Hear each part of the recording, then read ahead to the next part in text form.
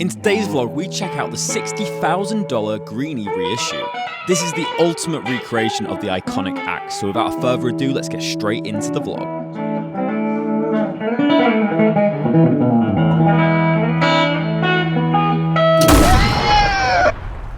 Hello guys, welcome back to Squealing Pig Guitars, the home of luxury drum machines here in Nottingham, England. In today's episode, we're back in Nashville, Tennessee, and we're visiting Nashville's newest boutique guitar shop.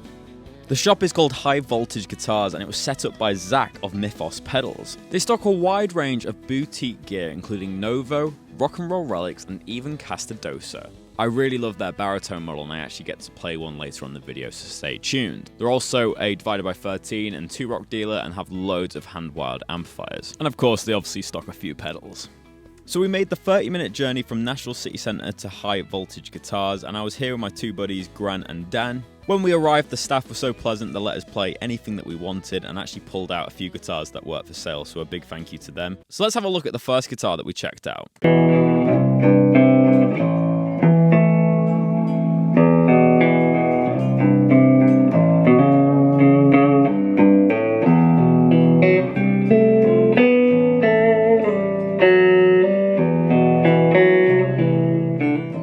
So the first guitar we played was a baritone guitar, and this guitar sounded so huge in the room. I'm running it into a 2-rock Bloomfield drive with a little bit of spring reverb. And basically this is a Castedosa, and they're built by Carlos Lopez, who used to work for the Fender custom shop.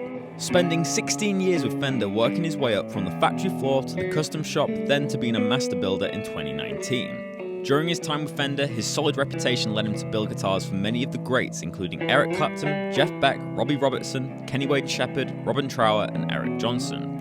In 2022, he founded his own guitar company called Castedosa. To my knowledge, their most famous model is this baritone guitar. I've seen them come up quite a lot on Anderson's TV, CME, all these big retailers seem to be stocking them, and they sound so amazing. I didn't really know what to expect when playing a baritone guitar. I've played a few cheaper ones back in the past, but this one had such good tuning stability and had such a gloomy but menacing sound in the room. So let's hear some lead tones and see if it can keep up with soloing.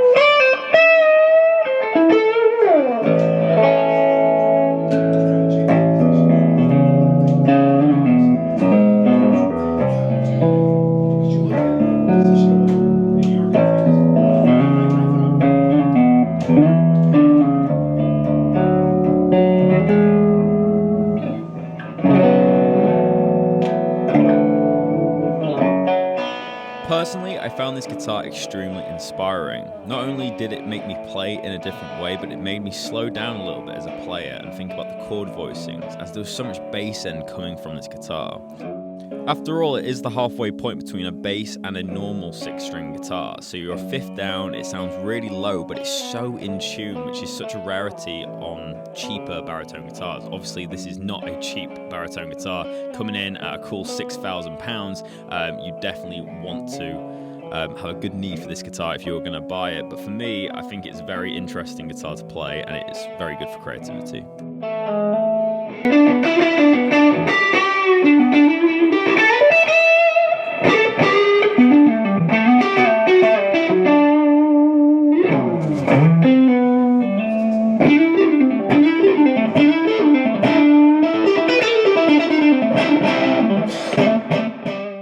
Now it's time to show you the guitar that you've all been waiting for, and that's this extremely expensive Greeny reissue from the Gibson Custom Shop.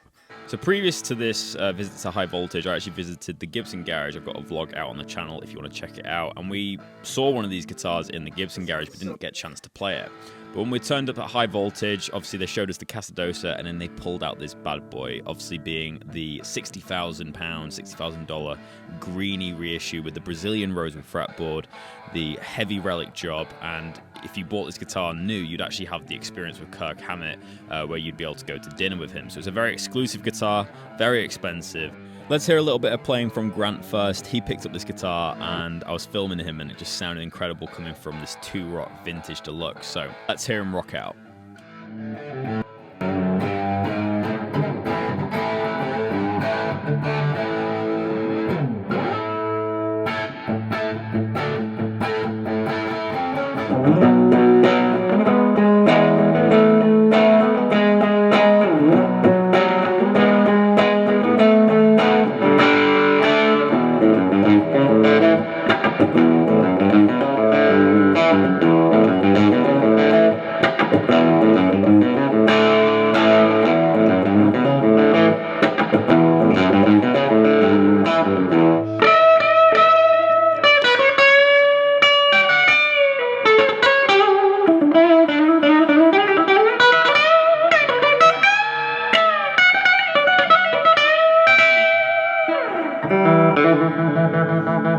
I think sounds good.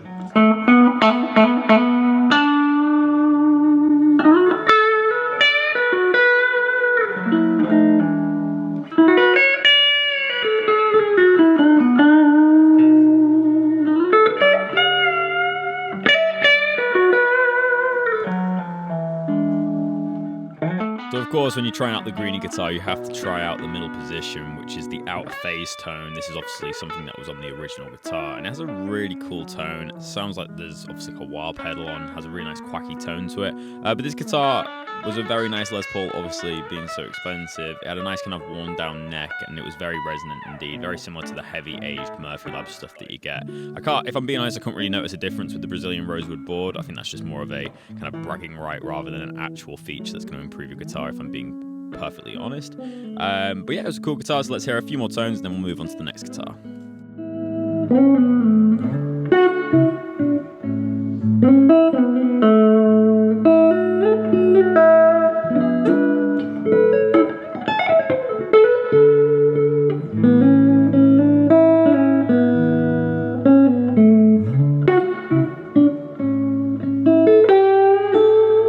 The story of Greeny is shrouded in mystery. Greeny is one of the most iconic original Les Paul standards ever made, with a unique sound as recognizable as the guitar itself.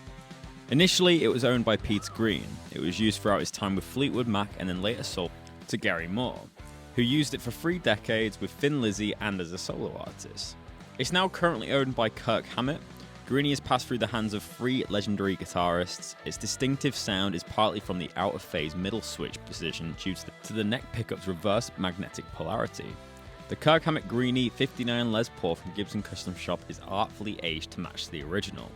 It also has a Brazilian rosewood fretboard and is as close to Greeny as you can get. Here's some other kind of details around the guitar. Obviously, it's a 1-piece mahogany body, 2-piece flamed maple top. You actually have the mix-matched hardware on this one on the knobs, so you have like 50s style on the rhythm side, and then you have the 60s knobs on the treble side. So I couldn't put it down without having a little shred on this thing, so let's hear some dirty tones.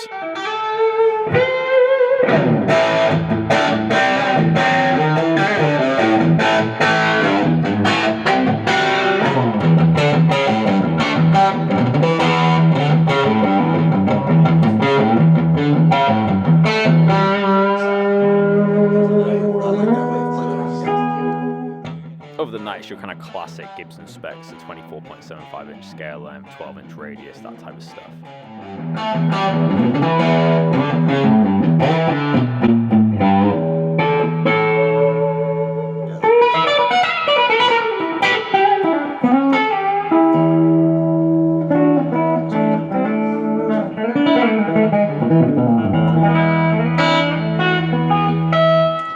Now time for the third and final guitar. We have a Novo Saltless M1 TV Burst, obviously taking inspiration from a Les Paul Jr. This guitar immediately caught my eye when I went into the showroom here. It just looks so aesthetically pleasing, and I just knew I'd love it, as on this trip I kind of discovered my love for dog ear P90s and a Junior style guitar. Has a roasted maple neck as well, so it really is kind of combining that Fender type construction, but with a Gibson design, which I love. So let's see how it sounds through the Bloomfield Drive.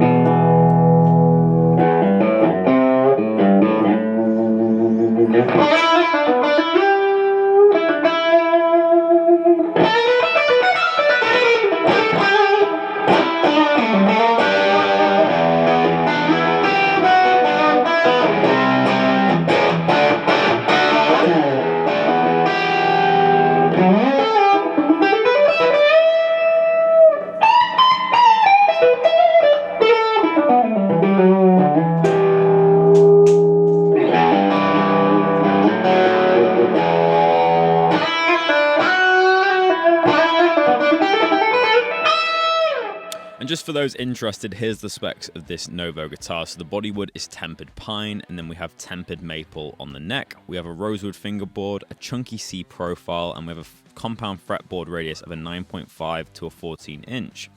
We have the Franlin Dog Ear P90, 1 volume, 1 tone, and it comes in at 7.1 pounds. This guitar sounded incredible. If you live in Nashville, definitely go to High Voltage and check this guitar out. I fell in love with this guitar.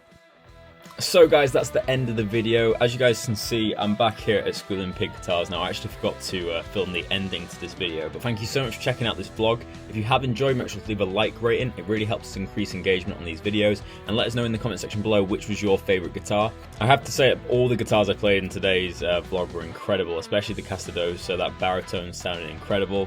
Greeny was a lot of fun. But yeah, thank you to Grant and Dan for being a part of this video. Grant obviously played a few sections. Make sure to check out his Instagram here. He's a great dude. I've taught him a few guitar lessons in the past, and it was really nice to hang out with him in Nashville, so make sure to check out his Instagram and give him some support. He's got a band and all that stuff and lives in Florida.